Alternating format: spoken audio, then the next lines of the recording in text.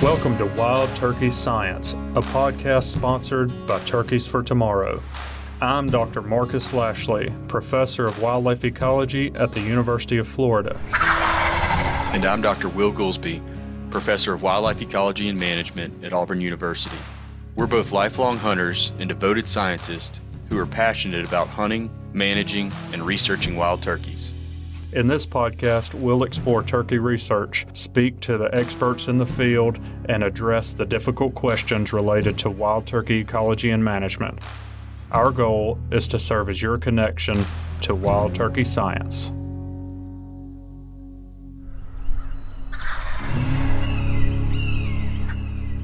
Thanks everybody for tuning in to Wild Turkey Science. We have Dr. Mike Chamberlain here, who's a name most of you probably already know, but a very well respected scientist in the turkey world. And we're really glad to have you, Mike. Thanks for taking some time to come in and talk to us. Not a problem. Glad to join you. Yeah. So we're going to continue our conversations related to the season date frameworks. And we've talked to Mike and a couple of others about this already. And Mike, you've been leading research in so much of the country and the range of turkeys, and you have had your finger on the pulse of what's going on. We really just want to talk through, how the season framework could affect productivity, and then talk about, some of the related factors and even some of the data that I know you've worked on a lot related to why we're even concerned about productivity across states sure. as well. I think all of us agree, and we've talked to a couple of others, and I think out there the audience can all agree, if we kill 90+% of gobblers, that's going to be a problem. No question. Yeah. So what we wanted to, I guess, start with you is what is the data out there that suggest that there is a problem with different states? Yeah, sure. So if you look at the data that states collect relative to harvest and production would be like poult per hen ratios. So basically the ratio of young birds to adult or older birds observed in the summer. States use that as a proxy for production. And if you look at those data across the last 20 years, across the southeastern United States and beyond in many other areas, we've seen dramatic declines in production.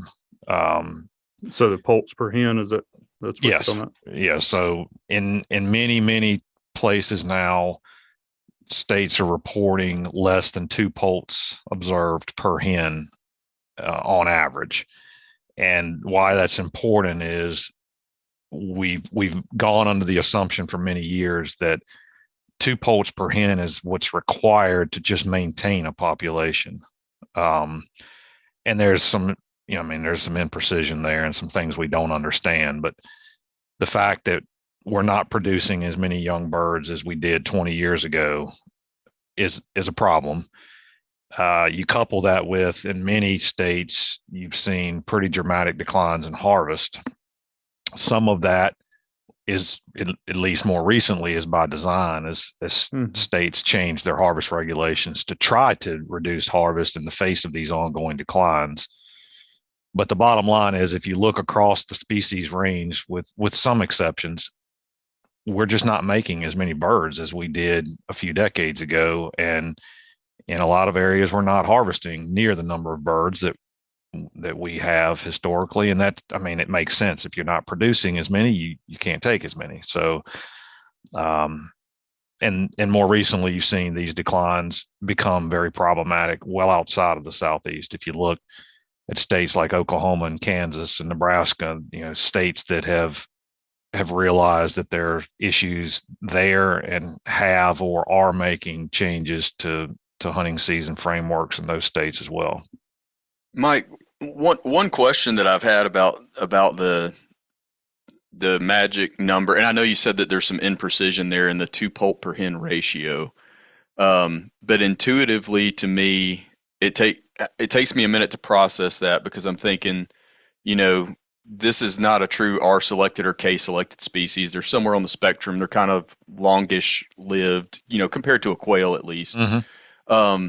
So what are you considering when you think, you know, we have to have 2 poults per hen? Because I'm thinking, you know, if the hen, and this is probably oversimplified coming from the deer world, but you know, I'm thinking if a buck and a doe replace themselves throughout their lifetime, and we repeat that across the landscape, you've got a stable population. Why is that not the same with turkeys?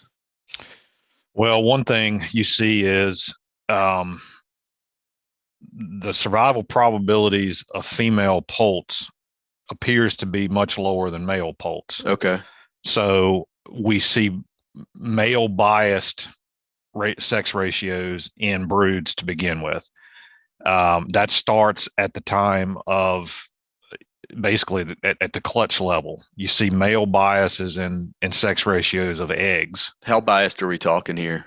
About 55-45 based on the last study that was done. Now, that was on Rio, so I suspect we'll see some differences in other studies, but that's not really uncommon in the galliform, you know, game bird world to have male biases. So you kind of start out with a male bias, and then, you know, male poults are just hardier. They're bigger, they grow faster proportionally, they're more aggressive. They seek up time brooding under hens as conditions get tough. So there tend to be male biases in broods that survive. So it's when you think 2 poults per hen, it's not always going to translate to a male and a female to begin with. Mm-hmm. And what we are seeing, which is really problematic in my eyes, is that when we don't understand a lot of what's happening from, say, right now in the turkey world, say, you know, October, you know, September, whatever, in the fall. When we capture birds in the winter, when we capture flocks of hens, we see very, very few juveniles, about 11%. And what that means, 11% of the flock, you mean? the When you flock catch- is okay. juveniles. Yep. And if you look back historically, it was often 3-to-1 juvenile to adult. And now we're seeing about 11%. So, Yeah. so something's happening to these young females throughout this process of I'm hatched, I'm brooding, I'm making it to the fall, I'm entering a winter flock, and then I'm in this flock with adults in the winter. These females are they're disappearing from the landscape. And what's really interesting, if you look at the genetics data that we have back historically, say early 2000s, there were several studies done out of Karen Mock's lab, and then more recently work we've done here. We think, and it looks pretty compelling, that juvenile females are the dispersers in turkey populations. Unlike, say, you know, in the whitetail world, you know, Will mentioned, you know, these young bucks take off and disperse, but we don't see that jakes are really dispersing that far. Conversely, we're seeing that juvenile females appear to be the ones that are dispersers. And if we're seeing dramatically lower numbers of juvenile females in populations, that may be contributing to some of the issues we're seeing with populations that don't appear to be recovering from, say, 1 or 2 or 3 bad years. And that would also be commensurate with what people tell you, that turkeys have just disappeared from certain parts of the landscape. And if juvenile females are the ones that are supposed to be adding to these populations that are in decline, and these juvenile females are at lower abundance and they're not dispersers, they're not out there to be dispersers, then that could be contributing to some of these issues we're seeing. And it all kind of fits together. You know, these observations that turkeys have just disappeared from certain parts of the landscape, and they don't just reappear. the data kind of flesh out with that this is what could be going on. Marcus, did your light shut off? Yeah, lights out. You're Yeah, moving it lights up. Yeah. No, Well, that definitely makes sense to me. So basically, a poult per hen is not maybe it's related in some way to recruitment, but it's not an actual recruitment number. Right. so And go ahead, Marcus. well, I was just going to say with that 10%, I'm thinking about, okay, are we trying to get one hen to replace the mother over her lifetime? On average. Think about it this way. So if she doesn't replace herself and that juvenile doesn't become an adult on her own, then she really hasn't replaced herself, because we see very little production from juveniles in our populations. Their first year nest, first of all, a lot of juvenile hens don't attempt a nest. Two, they're much less successful than adults, and they're much less successful as brooders if they do hatch. Yep. So we really need these females, these hens, to live until they're 2 years old. Mm-hmm. And if you're seeing on average, and I'm speaking in generalities across populations from East Texas all the way to North Carolina, but on average, we see in most years about 15 to 20% of our hens are killed or dying. In some populations, we see less than that. And in some populations, we see more than that. But on average, so say 15, 20%. Well, if you think about, if you're producing less and about 80% are making it each year, the law of averages are going to catch up to you after about 4 years, 5 years. And that's kind of what we see based on, we don't recapture hens that were caught 8 or 9 years ago. Every now and then we will, but rarely do we do that. Or sorry, didn't mean to interrupt, but just to clarify, what's the probability that a hen, as a juvenile dies before, between that 1 and 2 year mark? What is it? Is she more likely to die as that, in that transition, or is it pretty stable 15%? We don't see a lot of differences in survival once they get to that point. Once they get to be, a fully feathered, functioning first year bird, we don't see dramatic differences in survival between them and, say, a 2+ year old bird. Okay. Once they get there, from a survival standpoint, they're essentially an adult. Mm-hmm. It's just that from a reproductive standpoint, they're not. Yep. Okay. So I'm starting to see how that math can work out, and, that we have the 10% or 11, I think is what you said, but 11% of the flock is juveniles, and then they still have to make it another year, which is going to chop off another 15% roughly. Right. And then on average, nest success across the South, at least on our hunted sites, has hovered around 20 to 24% ish on average across about the last decade. So about 80% of all those birds, even when they're 2 years old or older, are not going to hatch a clutch that particular year.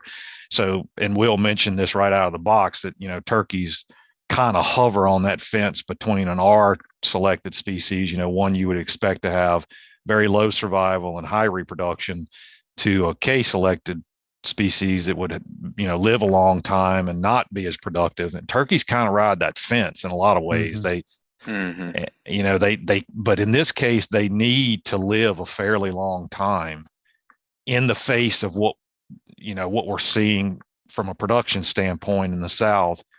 These individual hens are more likely not to be successful each year than are, right?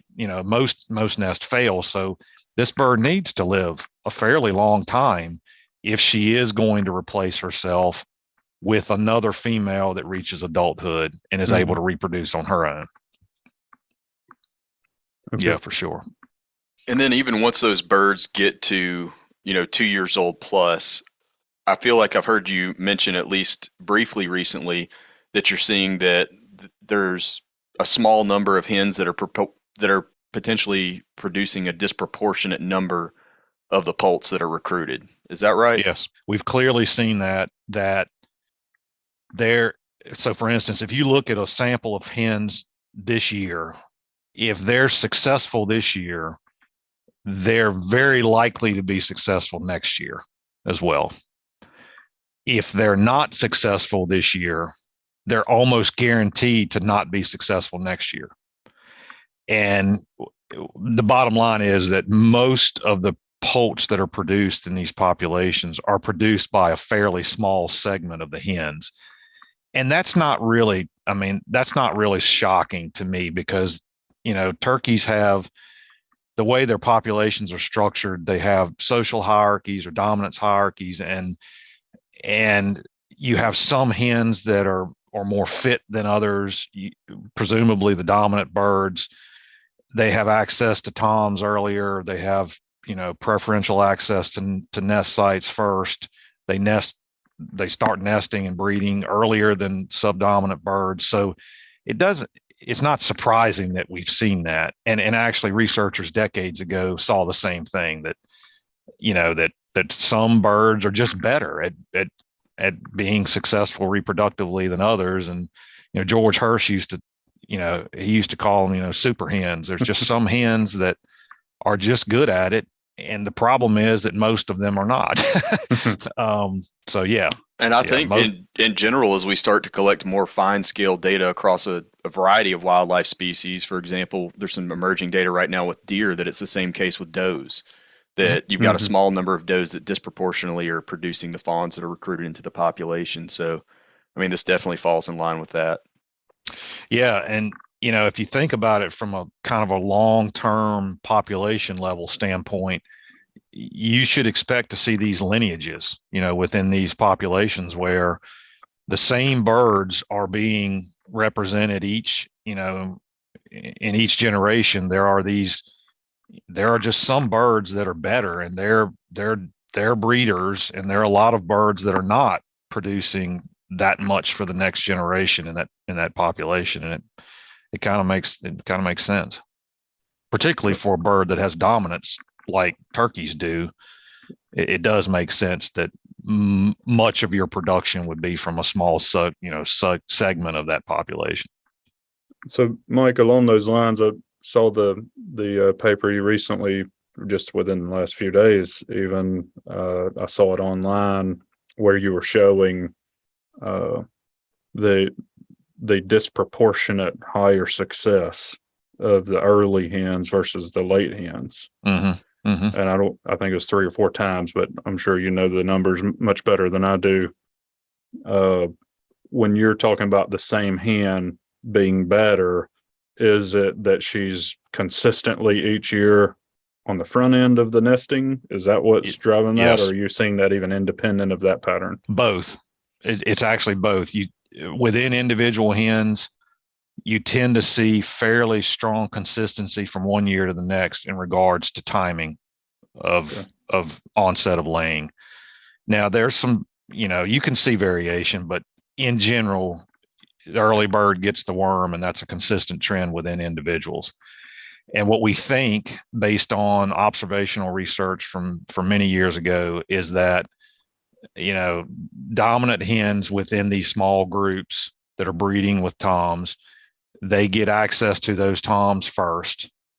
They breed multiple times with those dominant birds, and then they initiate nest first. And we have a paper that's being submitted now where we show this within these social groups in the spring, that the early bird gets the worm. Those first nest within these groups of hens are typically the ones that are more likely to be successful. Mm-hmm. And therefore, those are the birds that end up producing a lot of the poults that survive. We of course see later nests that hatch, but so just because I'm not sure if I'm following you perfectly with the hen. I guess when I was thinking about the dominant hen, I was thinking about the old hen. So are you saying that they wouldn't necessarily change dominant structure as they age? Because it sounded like you were also saying as the more dominant ones would be early. So I was thinking maybe they're breeding later when they're young, and then when they get old, they get more dominant and start breeding earlier? I don't really know the answer to that, Marcus.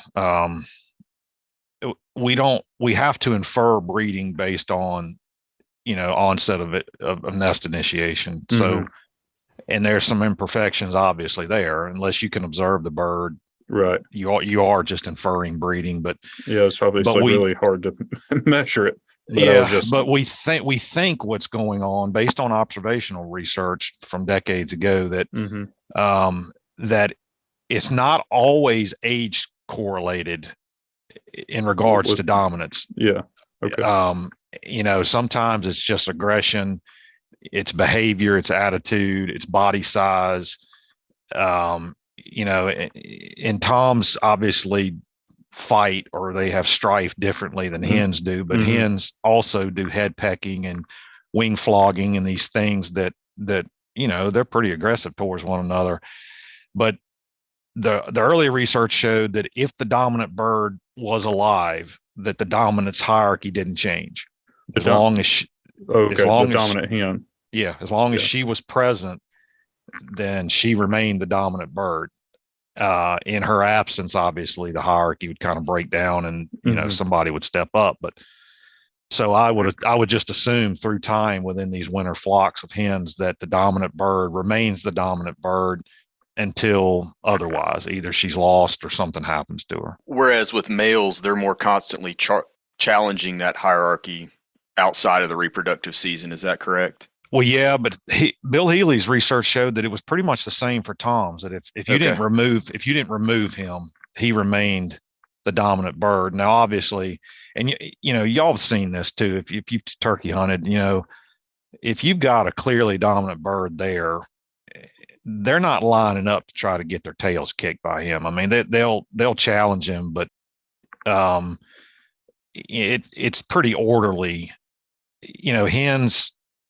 I just watched some birds the other day doing this. I mean, this group of hens, they were constantly bickering with each other. And I think probably what was happening in that case, and then I actually have some students working with us now, is, these fall flocks that we're seeing, those flocks they have some young hens in them. Like we've been talking about, these broods from the summer have now amalgamated into these winter flocks. And these birds may not know each other, because they were hatched down the road 2 miles. So now they've ended up in a flock, and their mom is in that flock, but there's also hens, adults that they don't know. And that's why you're seeing a lot of strife right now, as these hens are kind of jockeying around each other. And this group I watched the other day, there was one hen that she just would not tolerate this other bird. And the other bird looked to me to be, her body size was small. I'm assuming she was a juvenile, but this older bird just would not leave her alone. She just constantly chased her to the point where she wasn't even eating. All she was doing was chasing. You do see that with jakes now too. This time of year, you'll see jakes that are constantly bickering, but you don't see that as much with toms right now. At least I haven't myself. So we think, based on what Watts's work from many years ago and Bill Healy's observational work on captive birds, and we think that if the dominant bird doesn't die or get killed, that things remain fairly orderly. It's when they do die that things kind of break down and get shuffled around. And I'm kind of switching gears, thinking back to some of the other stuff you were talking about with the hen to poult ratio. So when you were talking about the declines over the past couple of decades, have the states that started earlier in, have you seen that basically stop, where you hit some bottom end, like one poult per hen, or yeah, that's exactly what's happened. Okay, you have. So it's sort of stabilized at that lower level. It appears to have. And in some states, Arkansas being one, the last couple of years, they've actually seen a slight uptick in production, which is a great sign. Yeah. Now, whether that will sustain itself and continue to increase, only time will tell. But yes, a lot of the states kind of appeared to bottom out around 1 poult per hen or even less. Mm-hmm. And of course, you see some annual, year to year variation, but yeah, it does appear that it's stabilized in a lot of states. The problem is it's stabilized at a level that we don't think is sustainable. Yeah. Obviously, if 1 poult per hen is potentially under that stable line, then that's why I was asking, are we even more dire because it just keeps getting worse and worse, or is it actually at least stabilizing at some point? So it was interesting when we were talking to some of the other guys when we looked at the population data over long term from Mississippi and Tennessee. It kind of looked like the population, it went through the restoration phase, I guess, where you had this really fast growth, and then it hit some peak, and then at least in Mississippi, that dropped. I forgot what he said the percentage was. I don't know if you remember, Will, but it sort of stabilized, and it looked really similar to me. And we all noted when we were talking about it, it looked like a carrying capacity curve. Mm-hmm. And the Mississippi data, I guess that's been, that peak happened farther back in time. It seems to be kind of fluctuating around that. I know that you had a paper, and it may, if I'm remembering correctly, I think even that poult to hen data you had presented in that paper that was talking about density dependence. Mm-hmm. Mm-hmm. Is that still, I guess, do you still feel the same way about that, where we may be seeing this density dependent pattern in populations that's sort of driving this relationship with populations? That's a tough topic to tackle. In that paper, we speculated, and this was back in 2015. We speculated that, part of what could be going on across the species range was just that the bird overshot its carrying capacity during restoration, and what we were seeing were these natural, density dependent type relationships. The problem being, and we speculated, and we said it's speculation. We speculated how that maybe could be happening, and we also talked about, the problem, as we saw it, was if density dependence, or at least partially at play, the problem is that our landscapes don't appear capable of supporting the number of birds that we had decades ago. And if that's the case, we're in a real problem, because, from a societal and expectation standpoint, we always want, as many as we can have. And if our landscapes are no longer, capable of supporting the number of birds that we did, then that's a problem, because there's a lot of demand for the supply that we have. And if we can't meet the demand with the supply, then we're going to have to reduce the demand, which is kind of a segue into the harvest regulation discussion, because that's what states are faced with. They're faced with too much demand for the supply, and so they make changes, to try to adjust the demand. Yeah. Well, I think that was something that Craig talked about that I thought was really interesting, and it seems like it's in line with what you're saying. If we're rapidly increasing, we're in that growth phase still in most states with human populations, and that's just going to put more pressure on, having the supporting infrastructure and everything. And if you think about that carrying capacity, as we take away inhabitable area from turkeys, you're just moving that line down. So if the population is sort of hugging that line, but the line is moving down, right? Exactly. Then even if we address current issues with turkeys, we may never return to that level that we were once at. Yeah, because if there's 50% as much area in a given place for a turkey to inhabit, then theoretically, even if you maintain the same quality, you can only sustain half as many birds. So I guess you could address that by increasing the quality of the habitat, which we talk about plenty, but you're still faced with that broader issue of we're whittling away where turkeys can live, just space wise. Not only are we seeing loss of habitat, but to your point, we're seeing reductions in quality of the remaining habitat. Mm-hmm.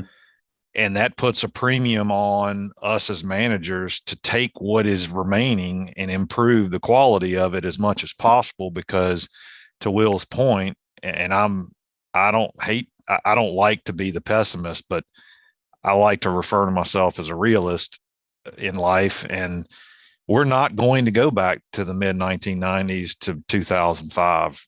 We're just not going back there with turkeys. The landscapes that we inhabit are just, one, we've lost habitat, and two, in a lot of ways, we can only impact a certain acreage, Mm-hmm. and ergo we're going to have to try to create ways to take what's left and do the best we can with it as stewards to see if we can stem this decline, and then hopefully maybe increase populations a little or to some degree, knowing we're never going to get back to, to 2000. But if we could get halfway back or whatever, Mm-hmm. Whatever, if we could get a little closer than where we are now, then that would offer states some flexibility that they currently feel like they don't have Mm-hmm. in regards to reducing harvest and opportunity. Yeah, that makes sense. And I mean, I think, not to contradict you, but just add a little nuance to the conversation. I mean, I think we can maybe get back to those levels and pockets, right?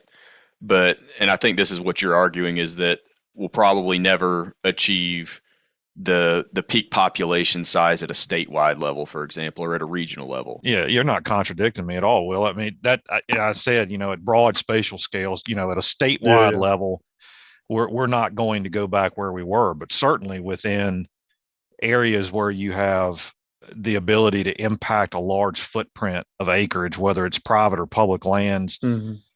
Cooperative type relationships with landowners and agencies.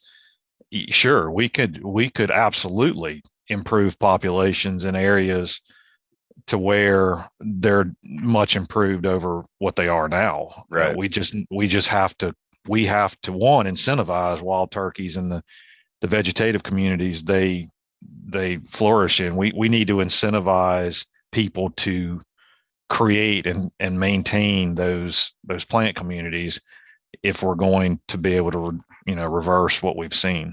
Well, I think even, I think that's good for us to flesh out that at the state or regional level, we may not be able to support as many turkey, but at the local level, we could potentially even support more turkeys than were historically supported in those places. If you have, like you said, enough acreage, enough impact. And I think you've probably worked in several areas like this, Mike. I've been in a few where you have a bunch of landowners or a fairly large land holding that is impacting the turkey populations, and they're just flush with them, even though at the broader scale, maybe state level or whatever, the turkeys may not be doing well, but locally those populations are really flourishing. I see some shining examples of that scenario. I tend to look at turkey populations kind of from a big picture, and try not to, when I'm asked questions like this, I try not intentionally not to let myself go down hey, I saw this really nice 4 properties in central Georgia that have turkeys running everywhere, and they're doing habitat management, they're managing predator communities, their harvest is very conservative, they're doing all the right things, and they have a flourishing, thriving turkey population. I love to see those examples, but I see a lot of decline, at the broader scale at which kind of states manage this bird. I think I'm with you on that. We're at the broader scale. We need to be thinking about that, especially from all of our perspectives.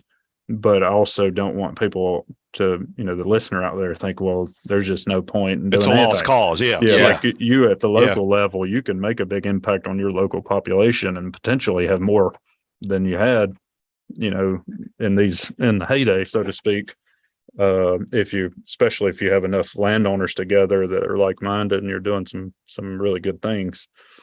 Yeah, I mean, I it's think more, just reminding folks of that empowers them, you know, yeah, to want to make the positive changes that they have within their control. yeah. And then Yeah. if that gets contagious and we have lots of landowners that are all doing it together, then we're just increasing that impact, right? That core can turn into a much larger landscape level pattern, hopefully. I think we need to, you know, as a kind of a scientific academic management community, we need to figure out ways to better communicate options that landowners have and scenarios that have resulted in the type of, you know, that have created the results that group of landowners wanted. You know, here's what we've done, almost like, you know, case examples of, Exactly. hey, here's 4 properties out here that did this. This is the path they've taken the last however many years, and this is what their turkey population looks like. See, it's not a lost cause. We can do it. We just have to work together, you know, collectively to do it. And I think if we could identify those scenarios and then really hopefully allow, you know, the landowners would allow you to publicize those scenarios and say, hey, this is, it's really worked here. Yeah. You know, it's possible to do this and have more birds than they had 5 or 10 years ago. I think we need to do a little better job of doing that. Yeah, but I think all of us are trying to. Sure. Yeah. At least all of us in this room are. But I think one of the things that's super frustrating about that too is I'm sure you guys have seen properties the same way that I have, where, you know, a lot of the ingredients are there for a strong turkey population, but the birds aren't there. Maybe they're isolated by other landowner decisions or something along those lines. Is that what you mean, Will? Yeah, I mean, as far as root causes, I mean, there's probably as many of those as there are properties out there, but it's not necessarily guaranteed that if you follow this recipe, you're necessarily going to have a strong population. Does it increase the odds? Yes, but it's not a guarantee still. Yep. And I see examples of that all the time. I go visit properties, and when I get out of the truck, I'm like, wow, this looks really good. And you know, I drive around and the person tells me I haven't seen a turkey in 3 years on this property. And to your point, I have a student that's really interested in this question about permeability of the landscape from a turkey's perspective. And she's really keen on trying to identify combining kind of landscape characteristics and genetics work that we have. Are there some things that we look at and think a turkey could walk, they could just go right through that, or they can navigate through that the bird perceives as being a barrier? And I think, you know, obviously you and I, we look at things like rivers and interstates and things like that, and we thought, oh yeah, that's a barrier. But it looks like from a turkey's perspective that they see the landscape much more convoluted than we do, and things that you and I think, well, they could just walk around that. They don't do that.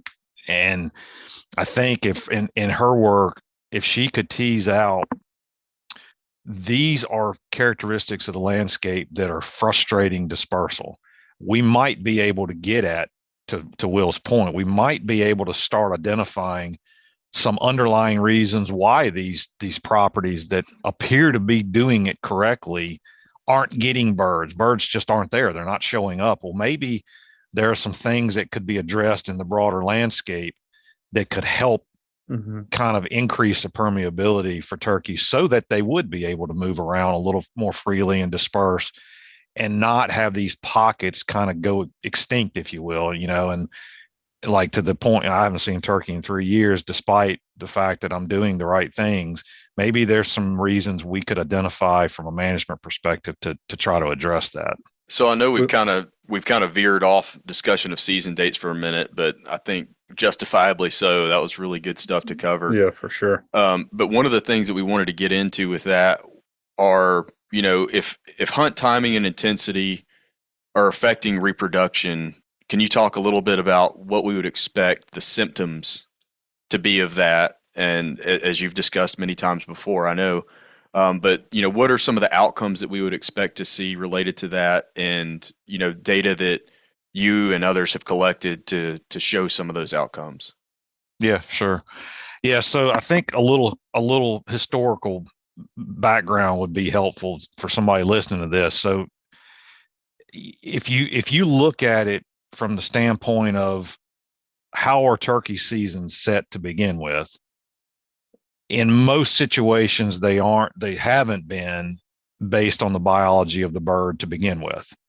Many seasons have been set kind of on these historical precedents that, hey, we being us turkey hunters, we want to start hunting when birds are gobbling. We want more.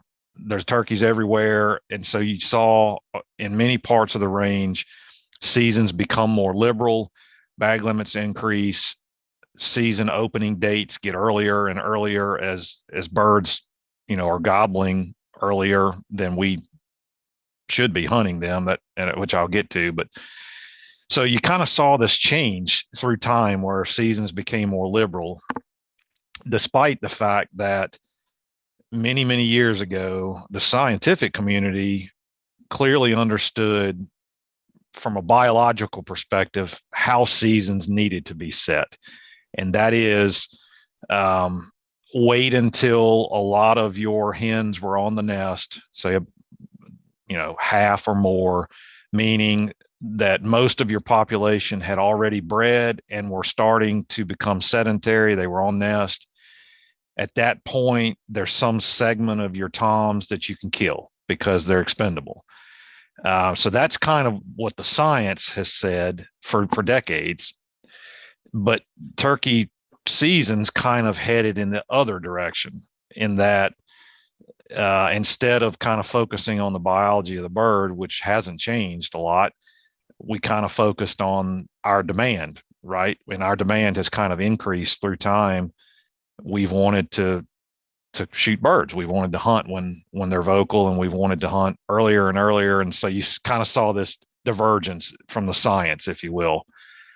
And the reasons for that, I think are pretty clear. It's just, turkey hunting has become extremely popular, and over the past few decades, it's become a really passionate hobby for a lot of people, and that's now putting states in a situation where, with the onset of these declines, states are having to kind of go back to the science and say, well, this is how we've thought we should have done it from the start. Now we're going to start moving back, framing the seasons around biology versus not. Mm-hmm. And I think that's a lot of what you've seen recently in a number of states. So, Mike, related to that, when are you saying when at the onset of the first huntings, like, when they first set, when that has over time kind of moved in a lot of states? Yeah. So you saw the initial seasons were a little bit later than what they were in the most recent decade or two. Mm-hmm. The kind of the creation of youth hunting opportunities, which often occur, in many areas before the general hunting season. Mm-hmm.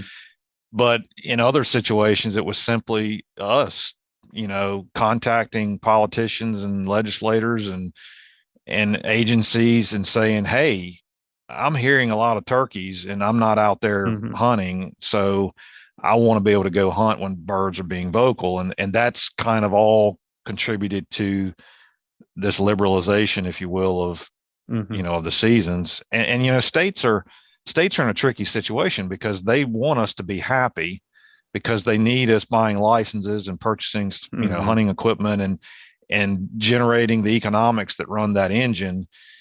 But they also need enough birds out there, and they need those birds gobbling, and they need the biology to line up with the season so that this resource is sustainable through time, mm-hmm. and we're happy. And that's a tricky balance that they have to dance. Yeah, for sure. And I think case in point related to that, and this was something that I wasn't even aware of until we spoke to Adam last week.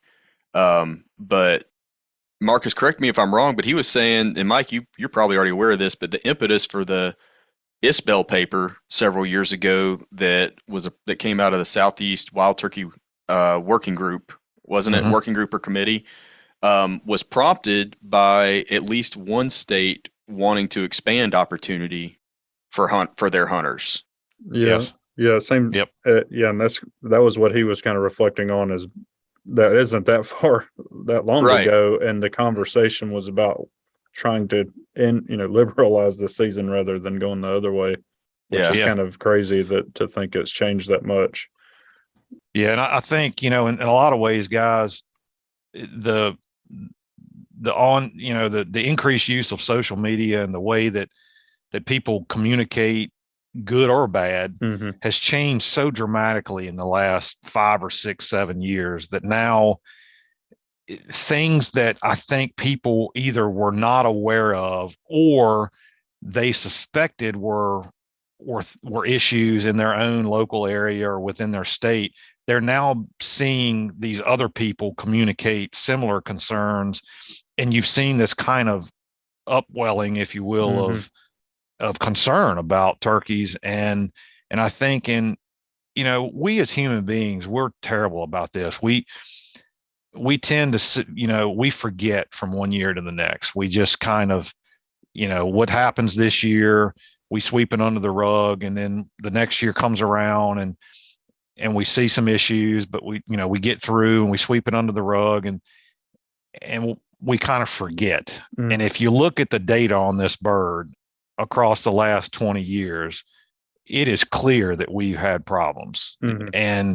But I think, from one year to the next, and I'm as guilty as anybody is, from one year to the next, things don't look like they may change that much. But across Mm-hmm. 20 years, Mm-hmm.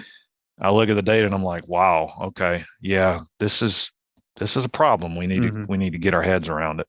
Well, it's interesting to something that's not related to turkeys, but there's some cool research about shifting baselines and human perception.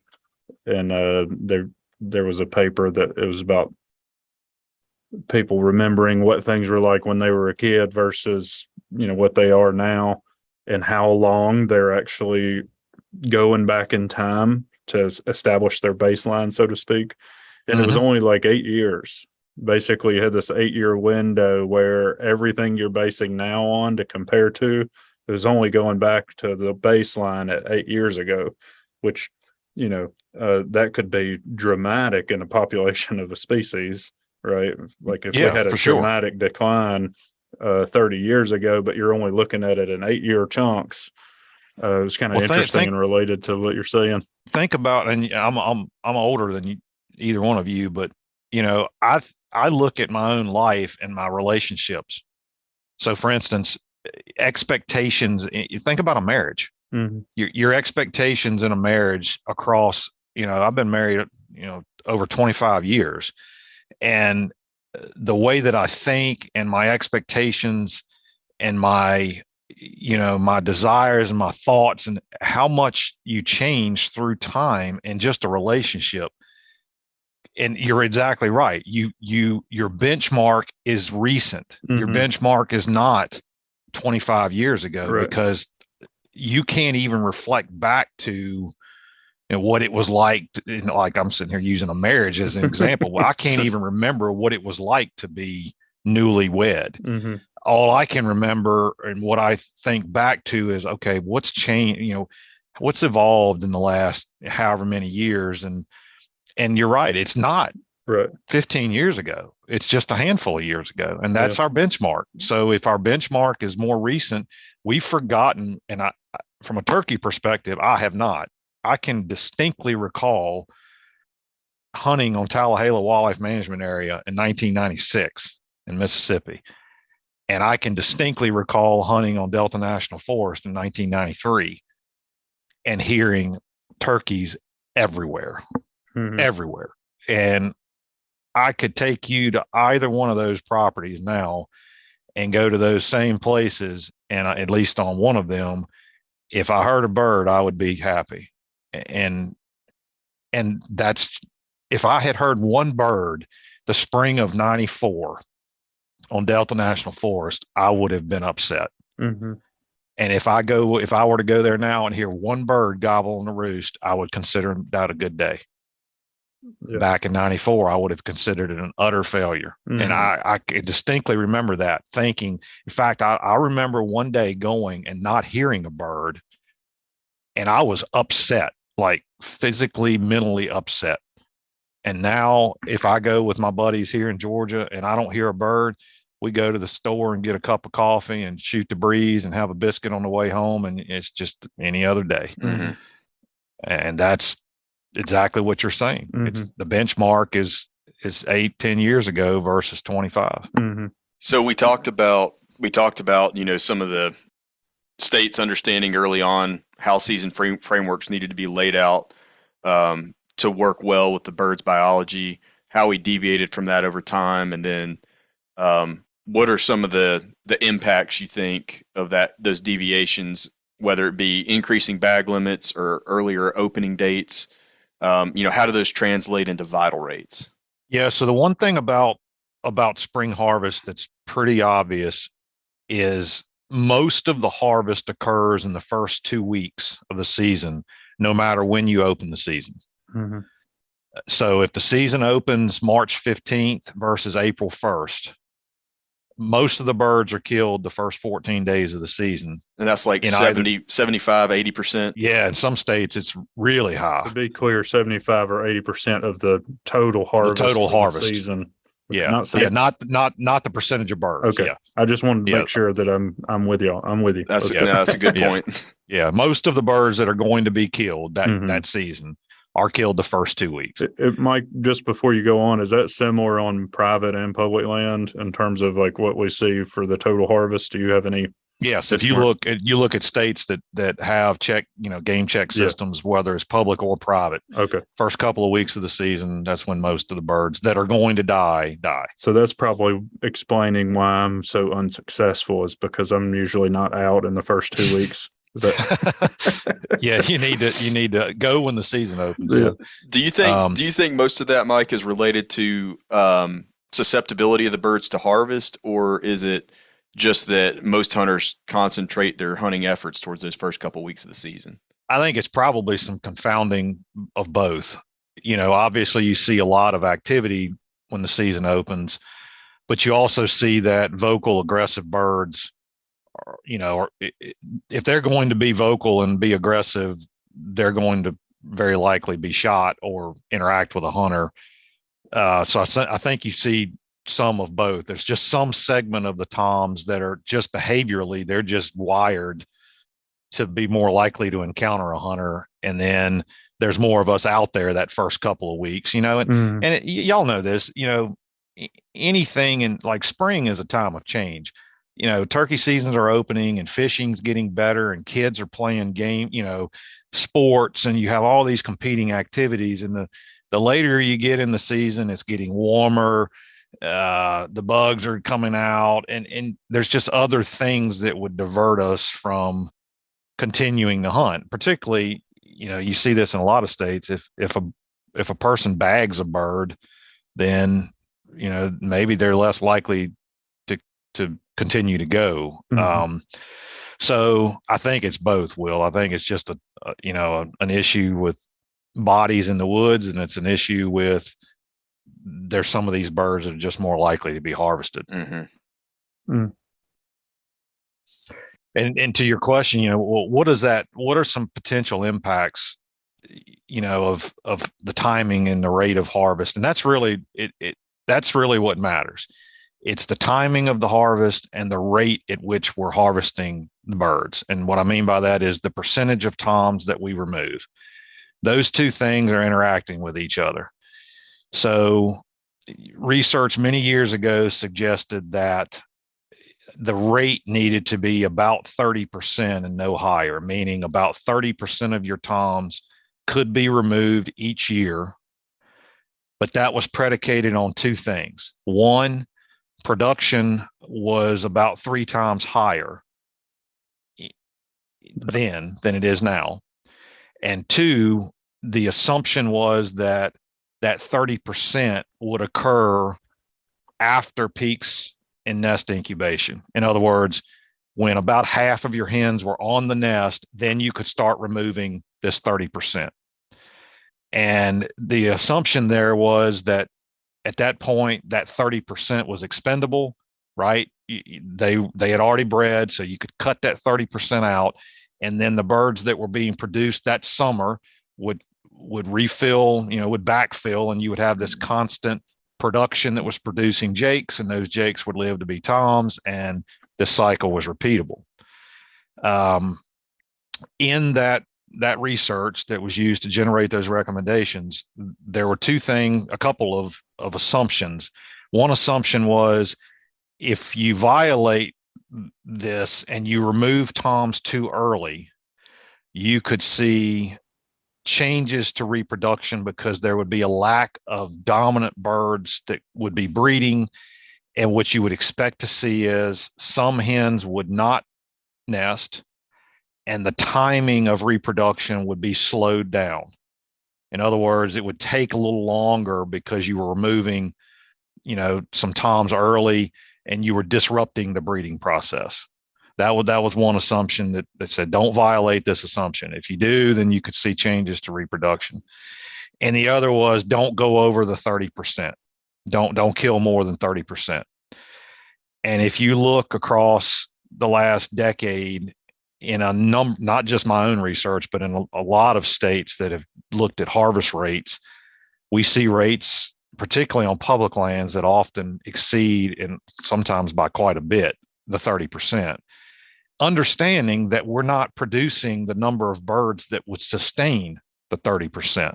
Mm-hmm. So that 30%, I strongly believe, is no longer valid in much of the landscape because we're not producing the number of birds that was used to create those recommendations.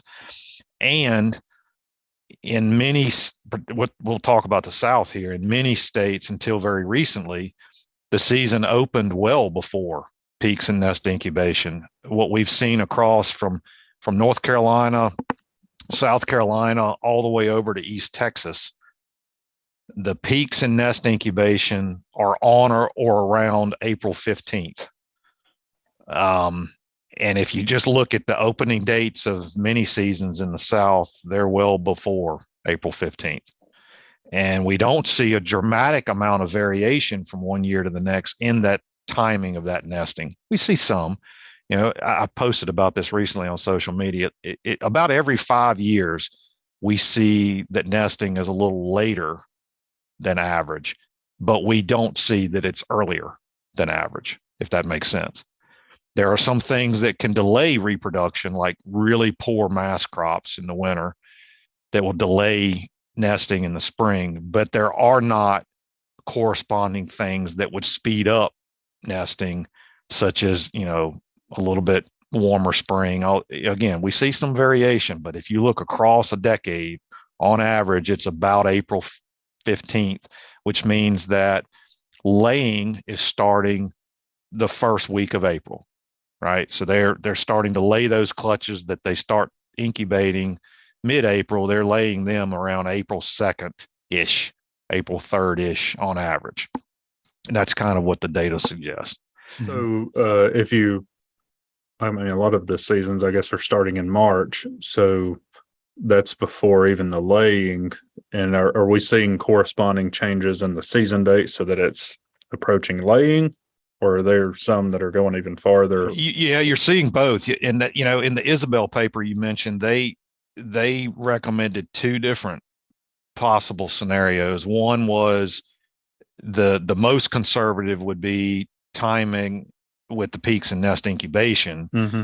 The less conservative, but still biologically relevant scenario would be at least delay it until the peaks in laying are occurring, Mm-hmm. which again would be that, across much of the South would be early April. So what you've seen some states take is the approach. Here's an example. South Carolina took the approach where they moved their season to the 1st of April, but then they created a scenario where each hunter can only harvest one bird within the first week or so of the season. And what they're trying to do is allow opportunity, but minimize that kill, try to reduce that kill, that first week of April. Missouri took the same approach. And then you see some states like, say, Georgia recently took the approach of just delaying the season entirely statewide for a couple of weeks to get around that first week of April. So you're seeing states take a variety of approaches.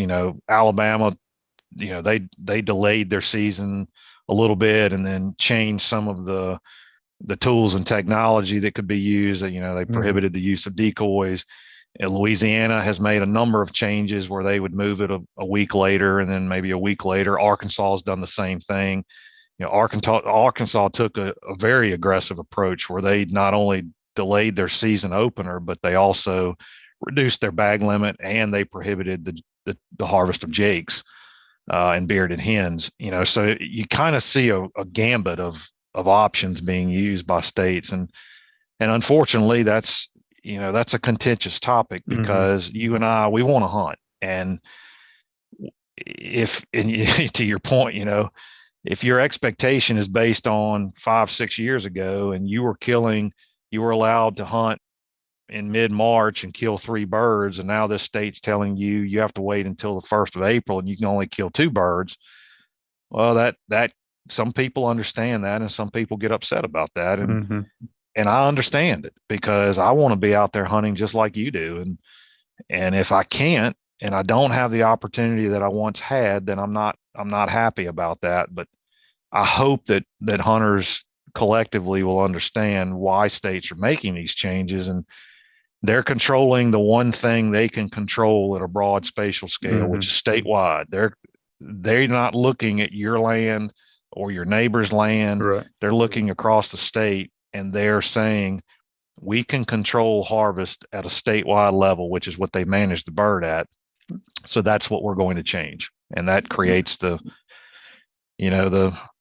crankiness, if you will, amongst hunters. And I get it. I see both sides of this because I'm a hunter. I was a turkey hunter before I was a scientist, and I still am. Just after about 8 or 10 years, we should shift that baseline. I don't think it'll take that long. Honestly, yeah.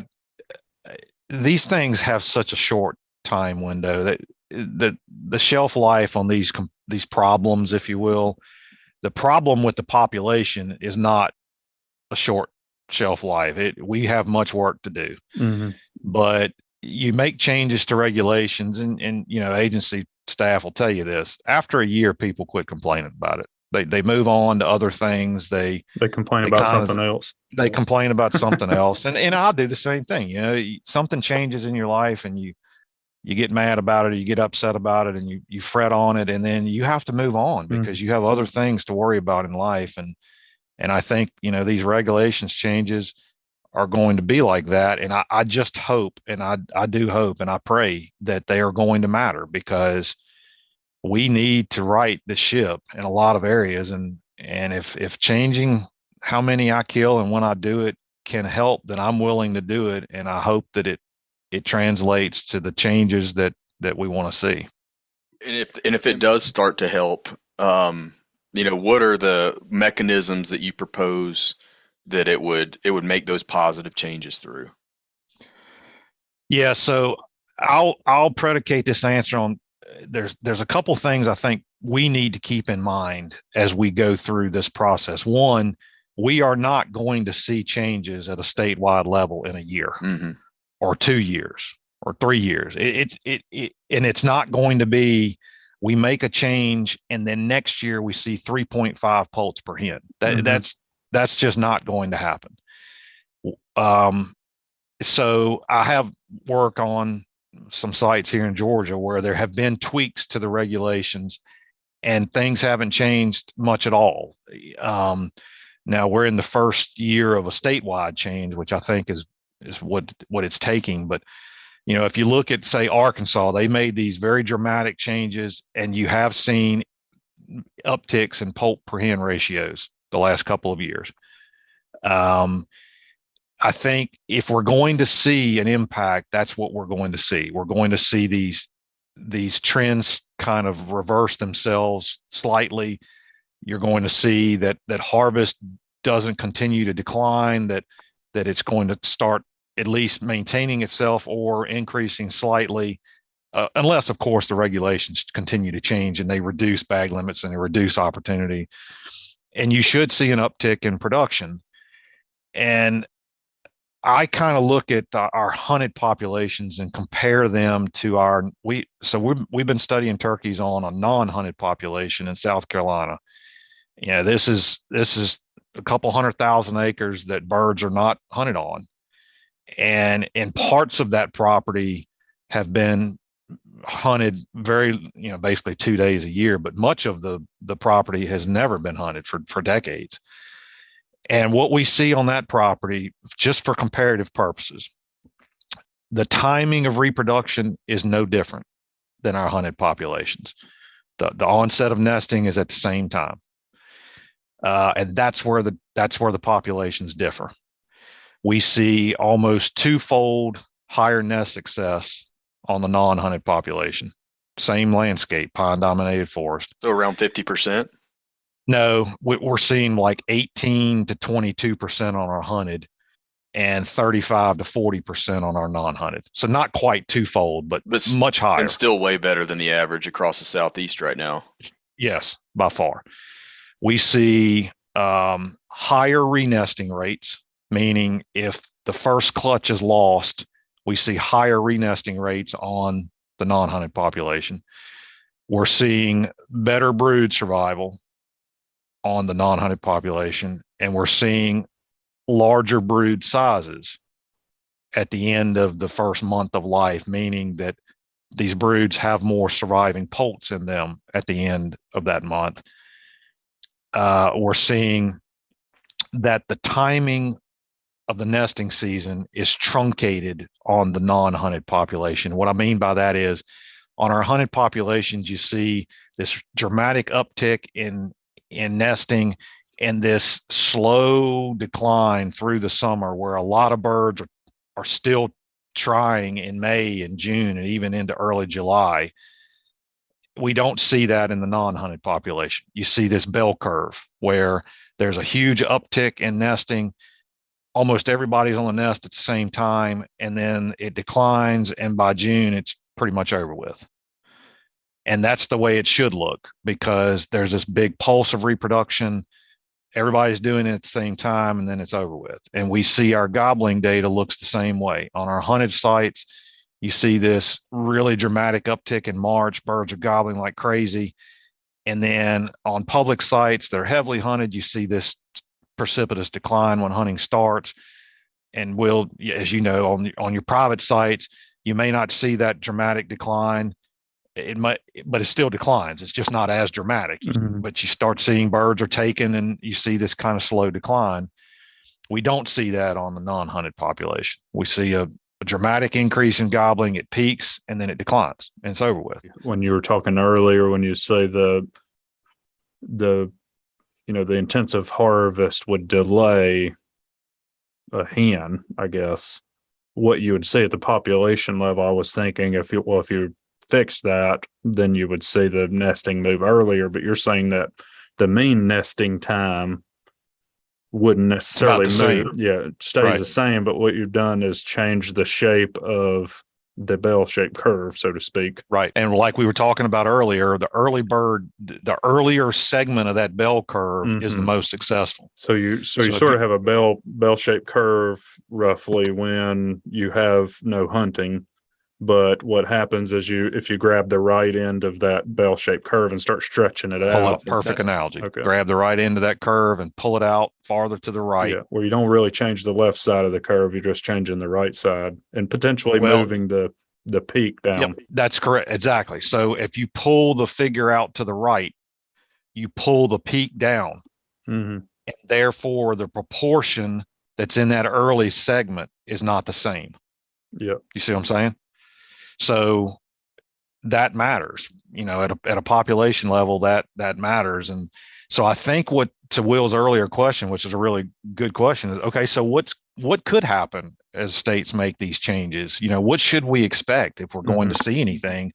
I think probably what we'll see, I hope what we'll see is that our hunted populations, those figures are going to become more similar to parts of the figures in our non-hunted populations, whether it be a little bit better production, a little higher nest success, a little bit better brood success, more juveniles being recruited into the fall. The timing doesn't change that much. Turkeys are still nesting when they're supposed to be nesting, but we're not disrupting the process in a way to where we're getting a big slug of nest early like we should. And we're not drawing that curve out to the right to where it's over in June when it's supposed to be over. And people ask me a lot, well, why does the timing, like, why is it early bird gets the worm? And if you think about it from a turkey's perspective, being hatched in May, the first weekend of May, is a lot better than being hatched the first weekend of June. If you walk around the woods in May versus June, what do you notice? You notice the vegetation is more succulent in May than it is in June. You notice that it's cooler than May the 1st than June the 1st. And turkeys, when they're young, they can't thermoregulate. So they have to go find areas that are optimal for their temperature gradients. And as vegetation becomes less succulent as the summer drags on, insect populations change, and turkeys have to eat almost all insects the first few weeks because they're molting and they're growing really fast. So it makes complete sense to want to hatch earlier versus later. And what you also see is, which I think gets lost, in the turkey world, if you're hatched in May versus your compadre that's hatched in June, you are larger than that bird in August. And if you're larger than that bird in August, very likely you're going to be socially dominant to that bird in August. And I was talking with, I don't know if y'all know Tess Jolly, but she's a photographer, wonderful woman. And she's been watching a group of broods lately that have gotten together in these big, where the 4 or 5 hens and like 25 poults. And what she was telling me, and she sent me some pictures of this, it's really cool. You've got these, you've got some poults that are much bigger than the other poults because they were hatched a month earlier. And she's seeing this play out from her, her blind where she photographs, is those larger poults not only are socially dominant to those smaller poults, but they displace them. They you move away from me. And what that does is it puts these younger poults that are hatched later in areas that are not as optimal brood habitat. And that's one of the things I see as the most, if it is the thing I see as the most limited on average, the places I go is quality brood habitat. So if you've got some birds that are hatching later, you think, well, that's a great thing. And I'm not saying it's not, I'm just saying I'd much rather that bird be hatched earlier than later. I think that's one thing that might be confusing with people when at least when I talk to them. I agree with you the same. When I go just about anywhere, brooding is what, like, that cover is absent or poor. But one thing that I hear all the time, and I know that you do, people just immediately assume that when you're talking about thermoregulation, that cold is what's going to kill instead of heat. And I think that's one thing that's not very intuitive, and I just wanted to speak to directly while we have people's ear right now. Hopefully, all 3 of our listeners are on the edge of their seat right now. And the data show this, Marcus, very clearly. As our data from our GPS marked broods very clearly shows that they go to cooler areas on the landscape. Yeah.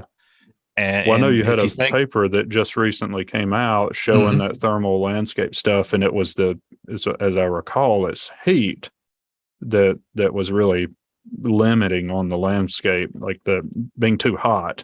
Yeah, that's right. And that's because, these broods, as they age, it's the time of year where it's really getting hot during the middle of the day, and they seek out these cooler areas where they can also forage and loaf. And in these pine dominated landscapes, those areas are most of the time hardwood areas, either upland or bottomland hardwood areas, or there are areas around openings where air is moving. Mm-hmm. And if you look at the landscape, and we've actually done a little bit of this where we started predicting out what percentage of the landscape on some of our study sites would be an area where one of these broods would go. It was like 3 or 4%. I mean, it's tiny percentages of the landscape. Well, I think when we talked to Craig, sorry, I didn't mean to cut you off, but No. he was saying the same thing. Just it was single digits when you added up all the nesting and brooding, if I recall, Will. And then the South Carolina study was similar. Yeah, single digit proportion of the landscape driving the majority of resource selection. Yeah, it sounds like your data shows similar, Mike. Yeah, mostly from a brooding perspective. We see nesting in a lot of areas. Mm-hmm. We see turkeys nest in a lot of areas. Not saying it's not limited. I'm just saying it's much broader, much broader than what they brood in. And I really think that's one of our major bottlenecks in our population is just quality brood habitat, and quality being not that they'll use it, but they'll survive while using it. Just them being there is not, oh, I saw a turkey there, that's good stuff. If they don't live, it's not.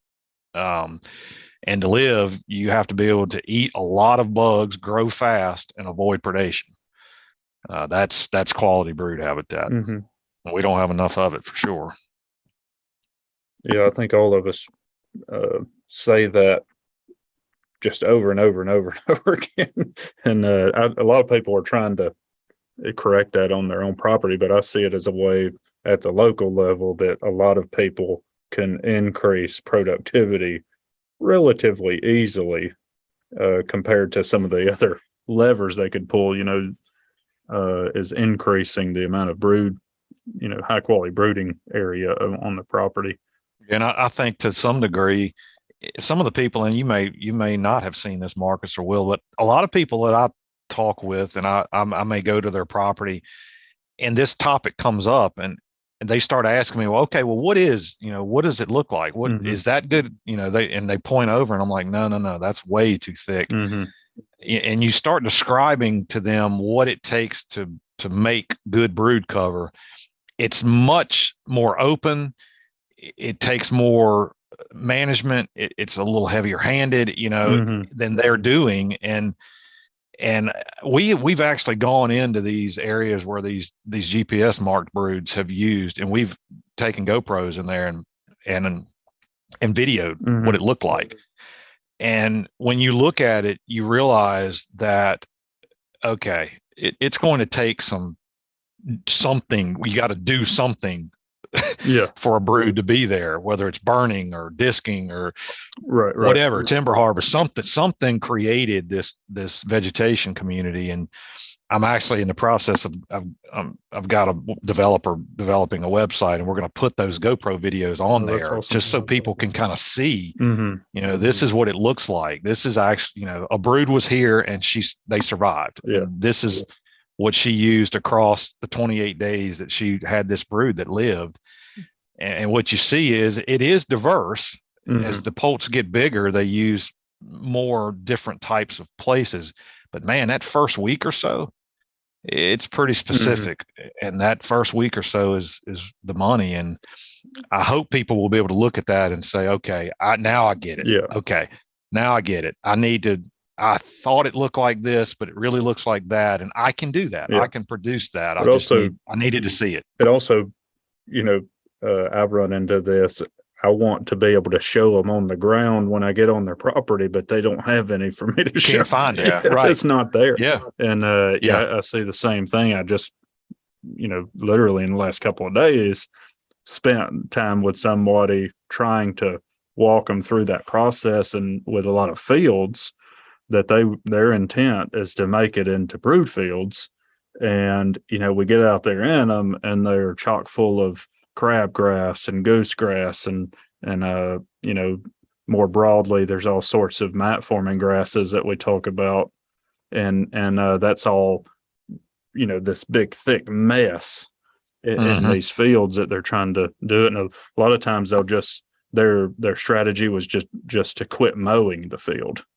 Right. which Right. in and of itself is better than mowing it probably, but they're not getting there to this open ground, at the ground level, that stuff that you're talking about. And a lot of times it took them a long time to get the field into that shape, and then they're trying to immediately get out of it. And when you have a history of stockpiling, ryegrass and crabgrass and all the other stuff, that's cluttering it up, it might take you a little. I think that was an important point that Mike brought up earlier, and Marcus, you just reiterated, is that we need to be, trying to create these ideal conditions for broods, and that isn't necessarily reflected in the areas that we see broods using on the current landscape. For example, if you're seeing broods out in a Bermuda grass pasture, that's far from ideal based on what they need, but maybe it's as close to the ideal as they have available to them in that landscape. So, Exactly. so don't conflate use with increasing survival probability. Well, and the other thing is those broods are often older. So that's true too. When in that critical 2 weeks that Mike was talking about, you probably weren't seeing them out in that. Exactly. Yeah. Because the first 2 weeks, we don't often see, I don't personally often see broods that are that young. I mean, in our case, we do, because we have GPS units on the hens, so, and we're often trying to figure out if they're still alive or not. But you don't often see broods until they're at least, 14 days old, and often a month old, when they're really traveling with mom and they're half her size, ish, chicken size. That's when we usually see them. And by that point, they've already run the gauntlet to make that first few weeks. Well, we have no idea what they were using. Even if you're seeing the hens, if they're 3 or 4 inches tall, they're probably hidden all around in the vegetation she's standing in. So, Mike, when I'm kind of circling back around to the season dates, it sounds like one of the things that I kind of naively was expecting was if season dates and intensity and timing and all that is a problem, if we fix that problem, we might see nesting move forward in time. So that was one thing that I was kind of thinking about incorrectly. But the other thing I was trying to put together several of the things that you're talking about in my head and think about how it influenced productivity. Are there other factors that are associated here? Like it sounded like you said, even the early nesting hens themselves might be influenced, like their productivity and how many poults they produce, and then how many make it on those early ones that do time it right. Is there something else at play in that that whole scenario that is influencing? Yeah, I think in a lot of ways, there's just so much we don't understand about how our activities in general affect not just turkeys, but a lot of hunted species. I think, to your point, I don't want to suggest that there would be no changes to nesting.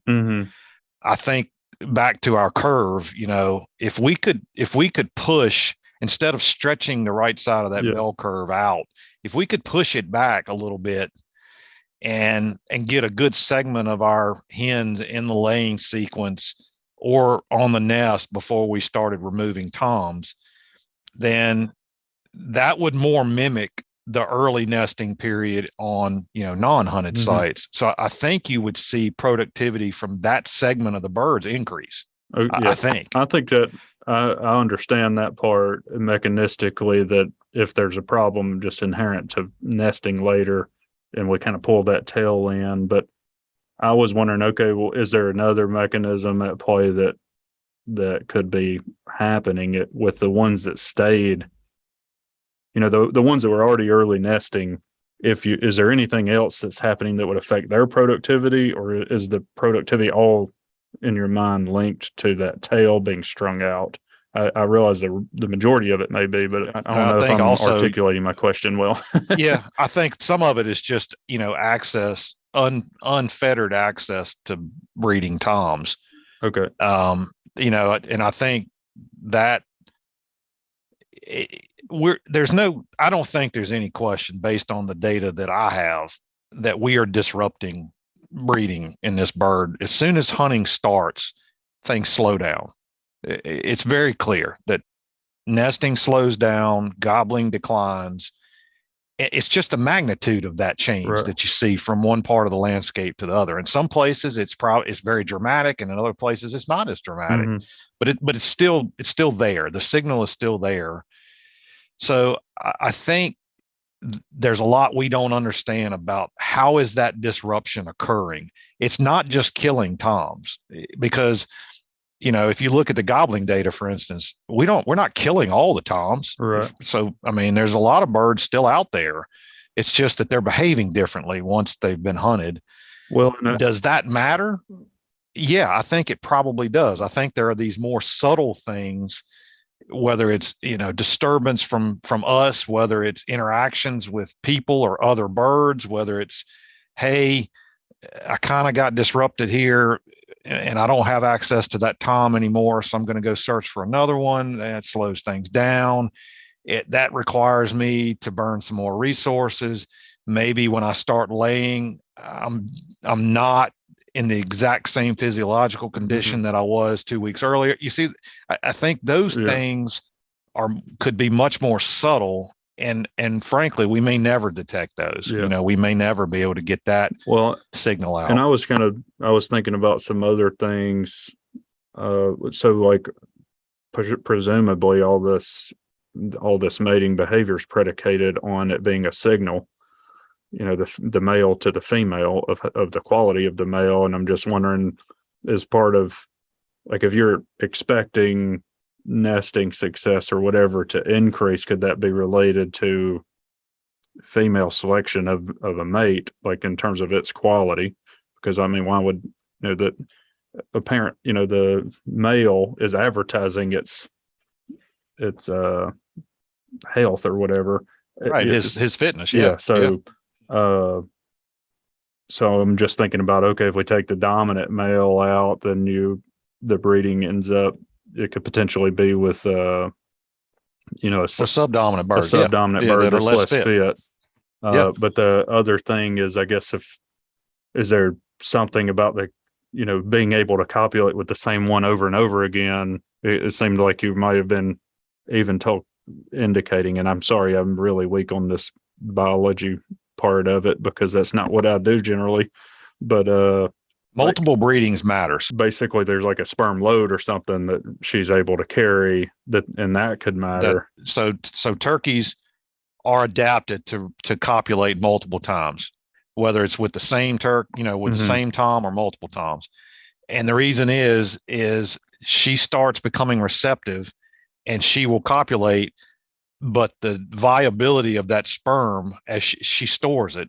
And once she stores it, the viability starts to decline.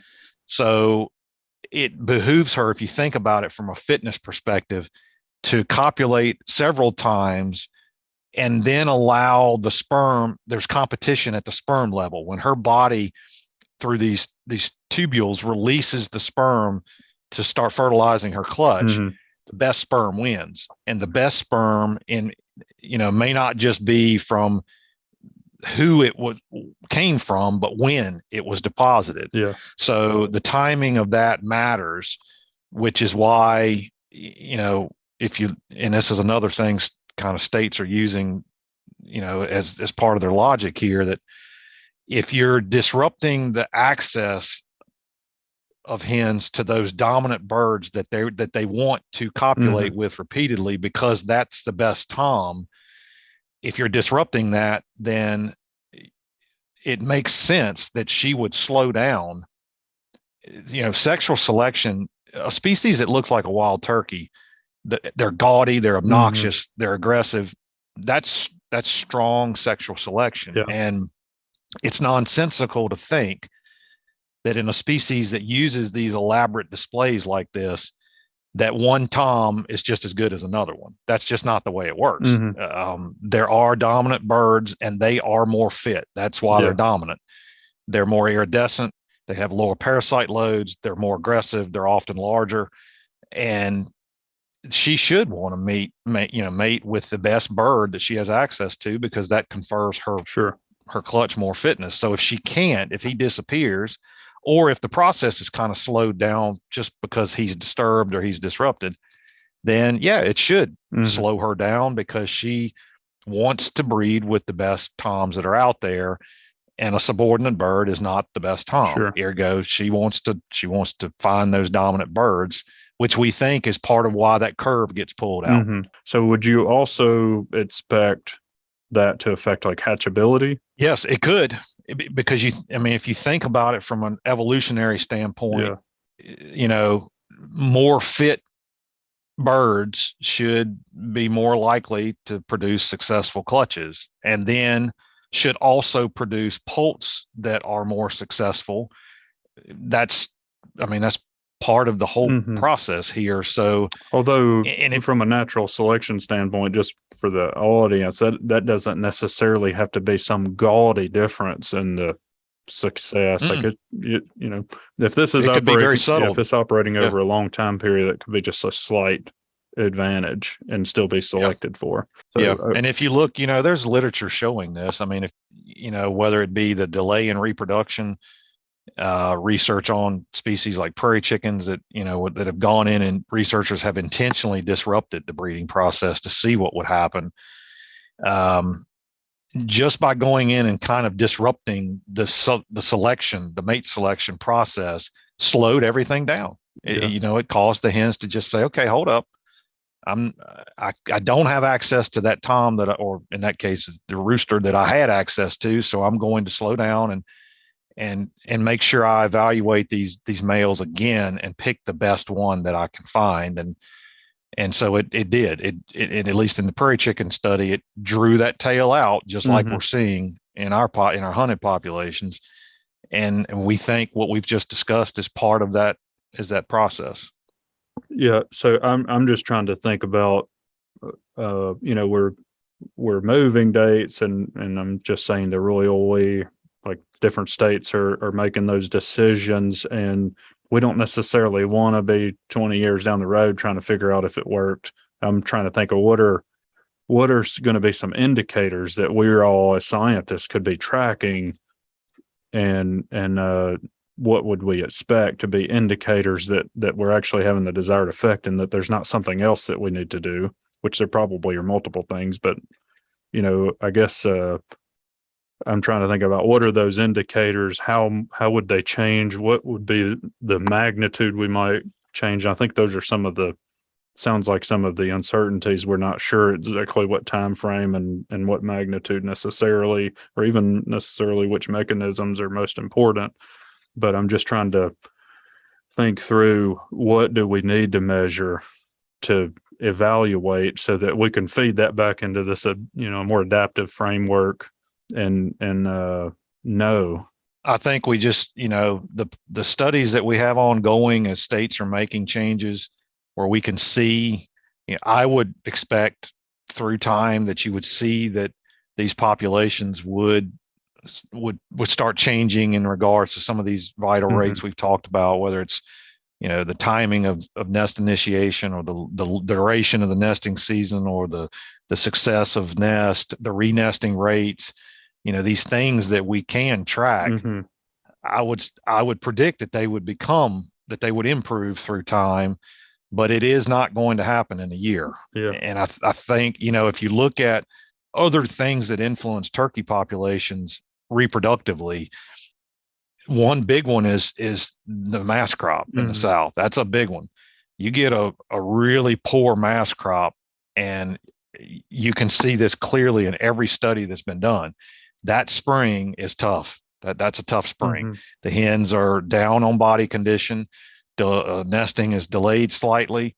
You see some hens that do not attempt to renest. In fact, a lot of them don't, because they're just not physiologically capable of doing it. Yeah, and if that, so you kind of, I'm sorry, if that aligns with poor conditions environmentally, on top of that, it probably just makes it even worse, right?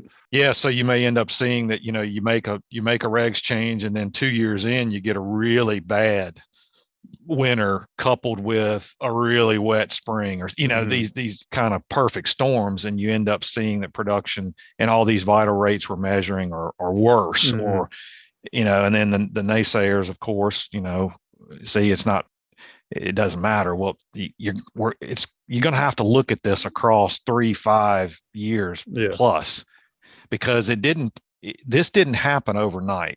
This is taking years to get to where we are, and it's going to take us years to get out. Well, I think the other thing, and we've tried to reiterate this over and over again, there is so much variation from year to year. And I don't even know how many times we've said this, Will, already on the podcast, but there's been a whole bunch of them that, the populations and the vital rates are varying, even if nothing changes, except for the year to, you just go year to year and have this huge swing in these metrics. But it's also important for when we've been talking about study design and everything, having areas where things change and where they didn't change, so that you have these intrinsic parts or this extrinsic part of this story, that you can capture when you have that kind of study design. I think that's what your discussion is pointing out. This similar to when we were talking, Will and I have talked a lot about predator related studies and the importance of having paired things where you change something and don't change it in the other one, to try to help smooth out some of this uncertainty that's just from year to year. So yeah, for sure. The other thing, I didn't want to forget it, and it's kind of, I know we're bouncing all around, but I think it's really interesting conversation related to the Poult size. I just got a message a few days ago from somebody that was talking. They were showing me pictures from August, and they had little bitty Poults. And they were basically, I don't remember what the line of questioning was, but I remember I was indicating to them that they probably aren't going to fare well. So when you were talking about the Poults being mismatched in size when they kind of all come together, another question that we didn't get to that occurred to me that is an interesting thing to discuss is that when you have all that group of hens that come together and they have different age Poults, I think you already covered really well that the big Poults are going to be better at catching bugs or whatever than the little Poults. But who's going to drive where they brood? Are they going to brood in a different place because there's an older set of Poults in there, or are the younger Poults going to get reign over? Like, is somebody's mother going to take over the reins? Do you understand what I'm? Yeah, I mean, from a social standpoint, once they get that age where these older Poults are juveniles, they're molting, they're beginning to look like adults, but they're half the they're half the size of mom or a little larger. In those cases, that they're functioning as a flock. So there's you've got adult hens that are kind of driving the ship in regards to where we go. But then once they get there, it's a kind of a collective, and you see this, you kind of see the birds competition part. So I was just wondering, okay, we got this. When you were talking about you got a 7-day-old Poult that has a very specific set of conditions that is not common to the month-old Poult. So I'm wondering, okay, if we've got both of those in a group, are we going to go to the place that the older Poults are going to do fine? But they're absolutely. So because it's not just competition, like when they get there, it's also like where they're selecting it. I think that's really interesting. I've never thought about that. Think about it from the standpoint of, if you look at a graph, I posted about this recently because it was about this topic. Somebody had asked me about this.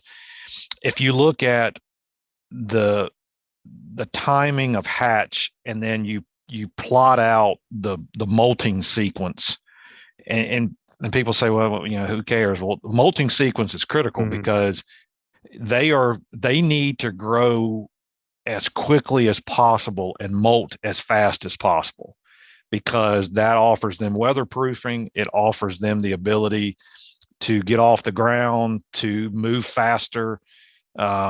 And so they need to grow feathers fast.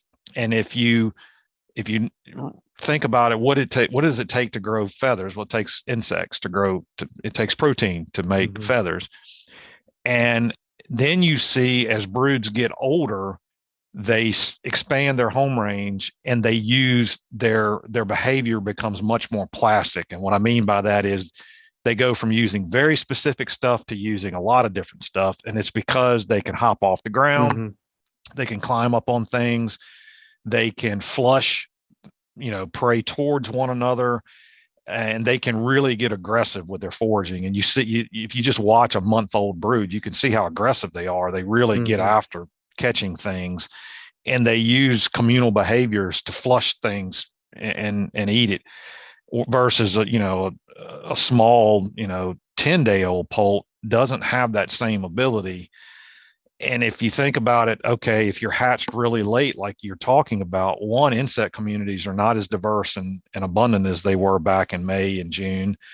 And now you're trying to grow fast and molt quickly, but you don't have the same resources out there that those poults did 2 months earlier. And now you're in a situation where you're also competing with them behaviorally. You've got a stacked deck against you. If you're hatched really, really late, the odds are tall that you're going to make it into a fall flock, because not only of the social constraints that are on you, but the environmental constraints that you were hatched into just don't bode well for you. And if you, like right now, we're in a record drought here in Georgia. I mean, we haven't had measurable rainfall in 5 weeks. And it's been like this, honestly, all summer. It's been extremely dry. And I go and walk around properties all the time, and it's tough. If you're a young poult in August, and right now in my part of the world, you had a tough go of it, because insects were not easy to find, even when I went looking for them.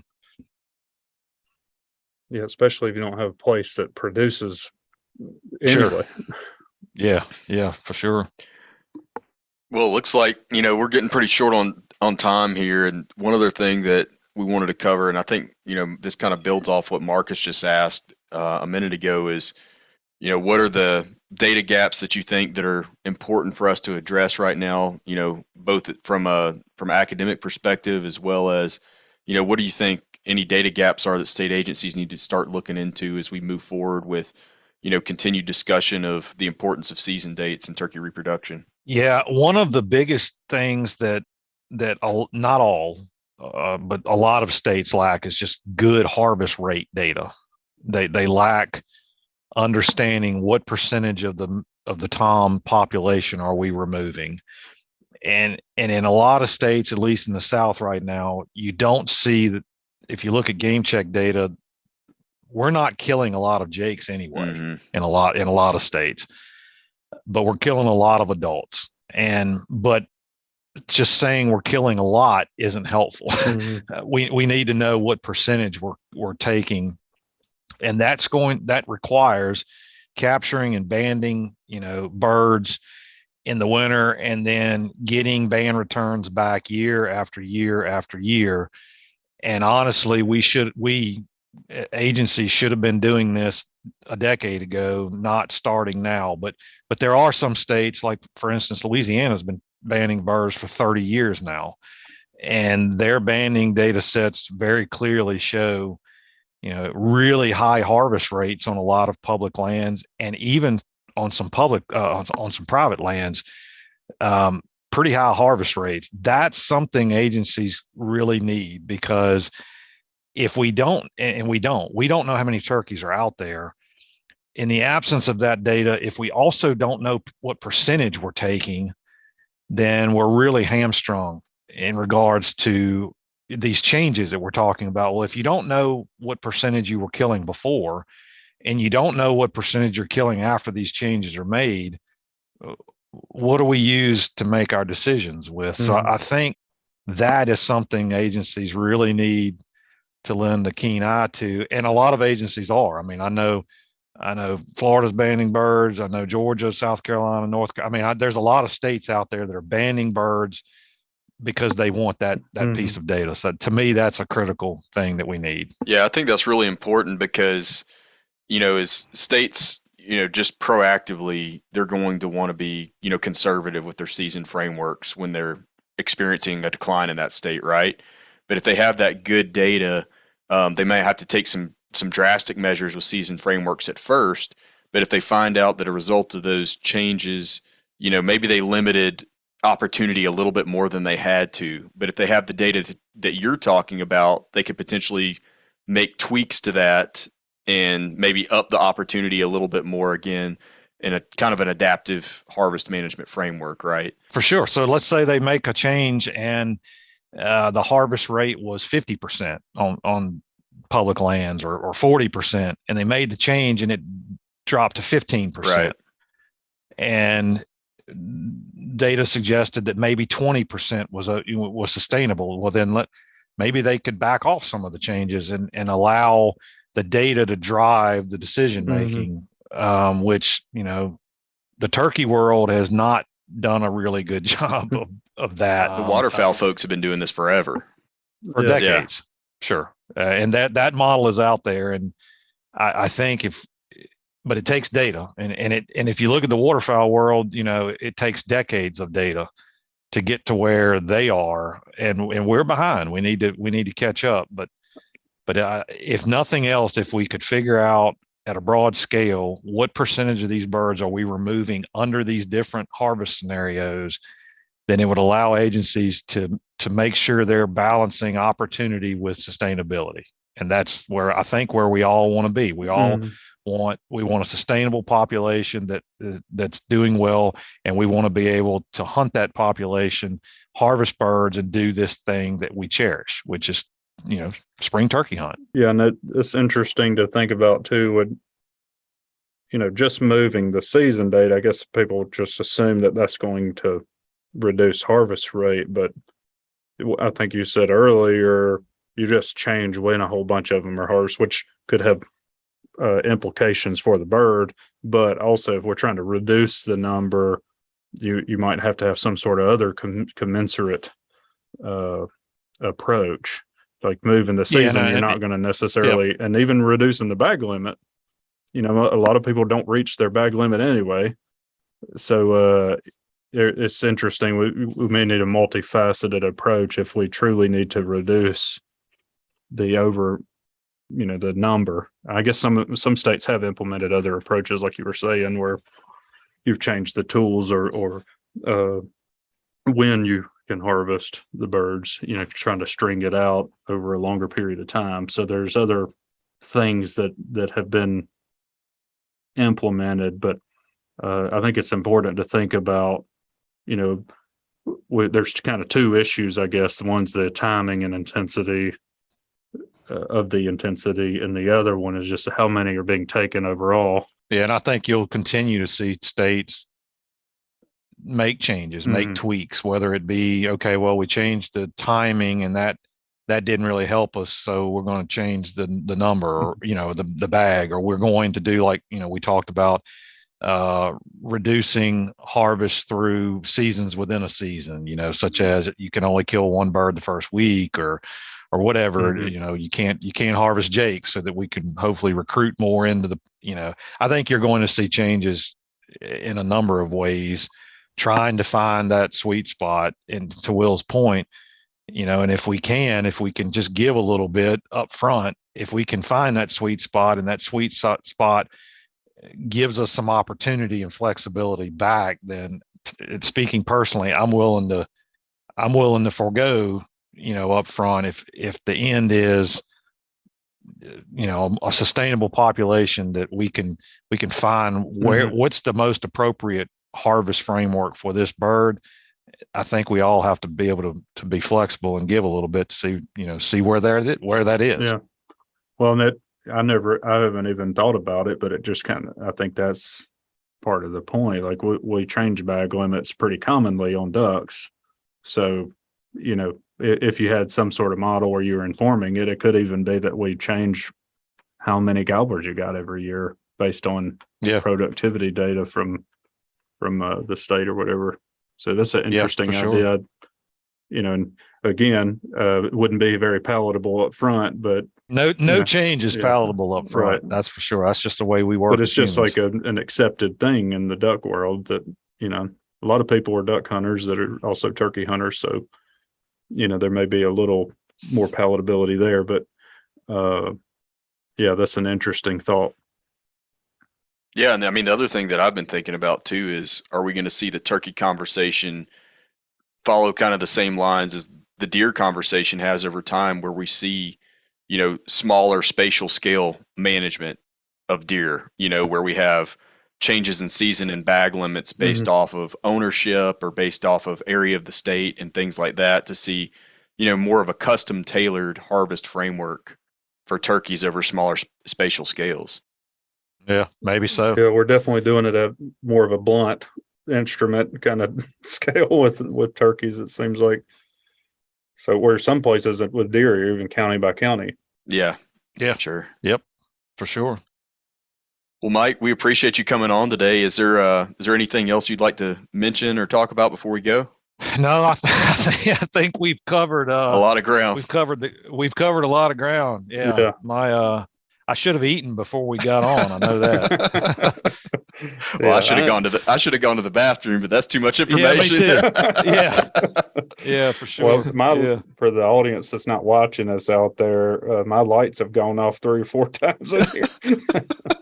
You need to talk with your hands more, Marcus, to keep those sensors going. I'm trying to not move because I don't want to hit anything or tear anything up. But, Mike, we really appreciate it, and I agree. We've covered a lot of great topics, and that's what we're trying to do on the podcast, is try to go into detail with folks like yourself that are really in tuned with wild turkey science and conducting a lot of that science. So we appreciate that, and I thought it was a great conversation. So hopefully all the audience agrees. Yeah, I'm glad to participate. Not a problem, guys. Yeah. Good talking to you. And we'd love to have you back on at some point in the future. One of the things we plan on doing going forward is, trying to run the circuit of all the turkey researchers throughout the U.S. right now and talk about what they've got going on in various states and what, their objectives are as parts of those studies. Because I think even in this information age, there's still a lot of hunters out there that aren't even aware of the work that's going on in their own state sometimes. Oh, I completely agree. Yeah, definitely. Yeah, I think people would really be interested if they knew how much work was actually ongoing and why. Yeah. Why are these projects being conducted, and what does it mean to you in your state or some other state, maybe, that's a destination state for you as a turkey hunter. I think that's certainly a worthy conversation to have. Yeah, I think exactly that. That's the whole point, is we're trying to bring all of us together and get more information out. And that's ultimately, this is for turkeys. So we appreciate you being willing to come on and participate and providing, some perspective from your wealth of knowledge. And same thing with the audience out there. I know I say it every time, but it's so important for us to be successful.